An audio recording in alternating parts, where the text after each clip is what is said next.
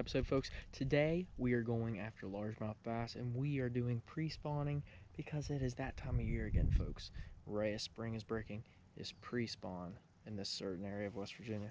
So today, out on the pond, as you guys watched in the episode before this, the gold trout, rainbow, and more episode, we stumbled on some bass in a pond because we figured, hey, other people I see on certain parts of the United States, they're hitting pre-spawn. Well, I think we should be around there too. It's starting to get warm. So, gonna be hitting the largemouth bass this morning, this afternoon, today. You guys get it. But I'll catch up with you guys when I start catching the fish. Alright, everybody. Well, it's a new spot here. This is the pond where Dustin and I introduced our news on the Googan baits. Oh, nice bird's nest. Absolutely wonderful. But this is the spot where Dustin and I introduced us being part of the Googan brand and baits, everything. Oh, did I have a... No. Anyway, this is where we introduced the Googan baits. I'm going to try to do something a little bit different here. And then the last video, I caught a bass right at the end of the video on a bed. I'm thinking, since this one's a little bit better condition, hopefully I can try to spot some beds. Bass being up on the sides. So, oh, that explains why it's so heavy. Time for a new bandito bug. Oh. Okay, found a bed, ladies and gentlemen. Threw it out there. Hit it. Came back for later. Didn't want it. See what happens. I'd like to get this bass. See what we can do here.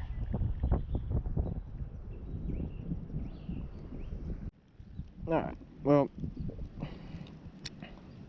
the bandito bug natural. Obviously, you can guys see that I got nipped off up here on top. They took off all the hinges on the top. Did not do that to myself. But I think the natural is starting to get to where, in this pond at least, it's a little too dark. So, it has these sparkles in it and everything else. I think I'm going to put this back in the packaging. I'm going to take out another, I guess you would call it, flavor I have here. Obviously, sometimes with bass fishing, especially, I think they're in the early spawn, just like the last video. I'm going to get a little bit more of a natural color. This is called, even though this is called natural, which is really funny, I'm going to go maybe a natural color or this Pure Passion of Alabama Crawl. Has more of a green top, orange bottom. You like get that little, I don't know, that little muddy bottom on it. I mean, look at these things, aren't they juicy? If I was a bass, I'd eat the crap out of this thing. But there you go. They have them all kinds of different colors here, everybody. We only have some of the more popular ones. Of course, as the more you guys fish, you'll learn that sometimes it's what you unexpectedly catch them on. Yes, unexpectedly.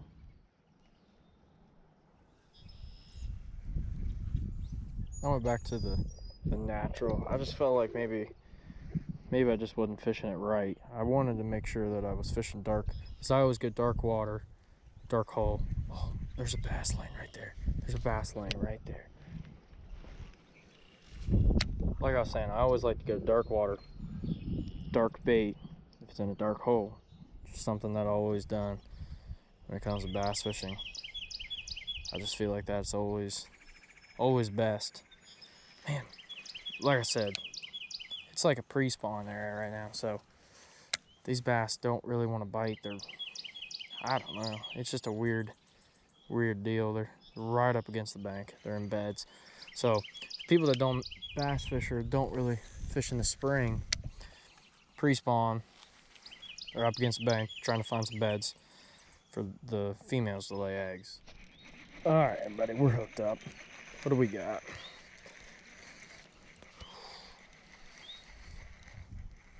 Oh, I think it's a little Lewis the largemouth bass.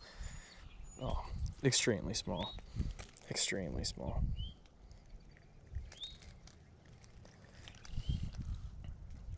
Oh, Lewis, he bit down on it pretty hard, didn't he, Lewis? Man, these hooks are hard to get out sometimes.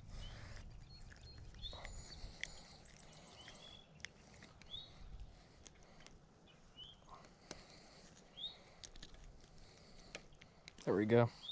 Little half pound, maybe, even if that. See you later, Lewis. So if my guess is, there's probably a bed out there around that tree. Best bet is for me to go fish that. Somehow, some way. It's kind of hard from this side, but we're gonna make something happen. We're gonna fish every single bed we can.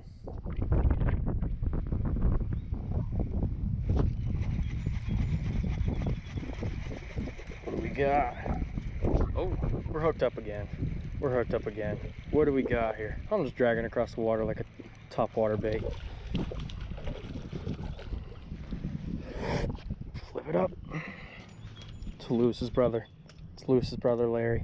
We're hooked up again, ladies and gentlemen. These bass are healthy, small, looking for the big boys, looking for the daddy. See you later. See you later, Larry. Everybody, that's 2 fish in a row, right out there, up against that bank over there. There's 2 fish in a row, 2 casts in a row. It's not where I wanted it, but this baitcaster's line today has been a problem. If you watched the gold trout rainbow and more video, it was before this. It was filmed actually this morning, but you're watching this one later. But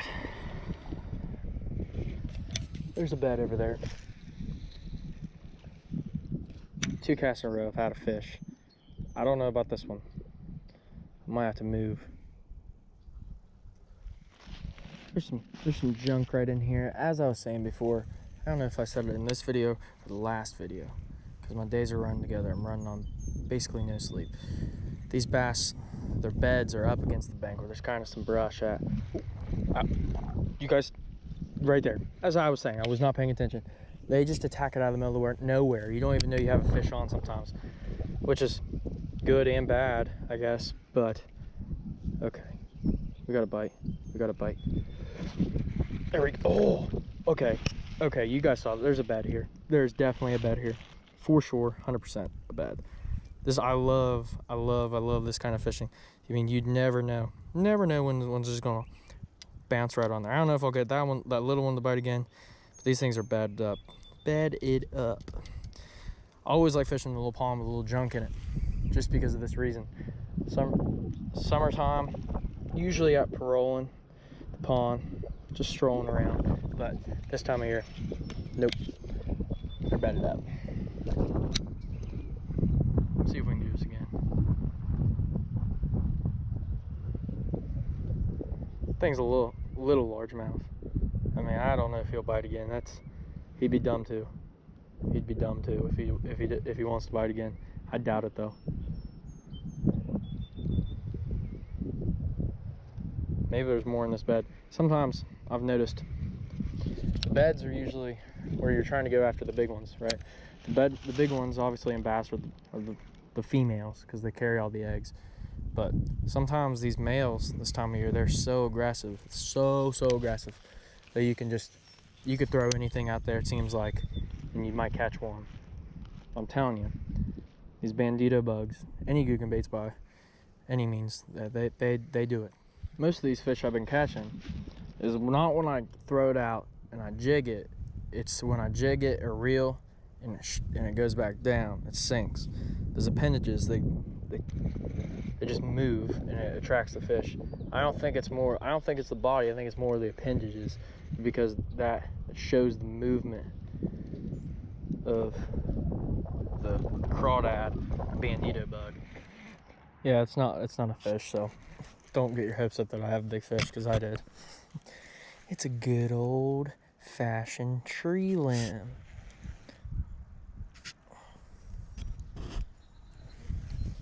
This is probably in some bass's bed, but not anymore. Not anymore. I set the hook on that thing. I was like, oh my gosh, I got a big one, but nope. Psych. I'll try to fish right around this tree again. I think there's more fish in here. I caught 2 in 2 casts right off the tip of the tree. I think there's more fish in here. I'm gonna end the fishing trip here one way or another. I think I can pull more bass out of here. It's still early though. Like tomorrow there's a chance of snow, so like if I don't catch a stud, like I'm not gonna take it like but it's okay. If there is a tree in the body of water that you are fishing, take advantage of that, because especially this time of year with the beds. Oh, right in the middle of talking about taking advantage of the moment. Oh, of course, caught another little male largie. Loving it. Another male largie. Small thing, but we'll take her. Anyway, in the moment of talking about taking advantage of the trees that are around you, the reason I say that is because it's easy shelter. Only problem is you could get snagged in it, and that is a huge problem. But a lot of fish will lay underneath trees because it is easy cover, and there's a lot of other fish laying in there, so there's bait fish for them to eat. It's just a win-win. All right, guys, I didn't even know I had a fish on. I just felt a tight nug. Oh, flip them up. That's why you use heavy pound weight and a nice heavy rod, because if you had a lightweight rod, you wouldn't be able to do that. Another little largie. Once again, I'm looking for big bertha here. Trust me, I'm not prejudiced about what fish I catch, but man, I really would like to catch a largie, a really big largie. Okay, I don't know what's going on. I thought I had another one biting. Oh, pulled it right out of its mouth. Pulled it absolutely 100% right out of its mouth. Oh, he obviously, I mean, look at this bandito bug. All of a sudden, it's kind of gotten cloudy. These fish have stopped biting. It was a little bit more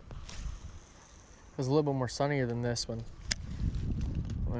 they started biting really good, and then once it kind of got cloudy, there's supposed to be a storm coming in.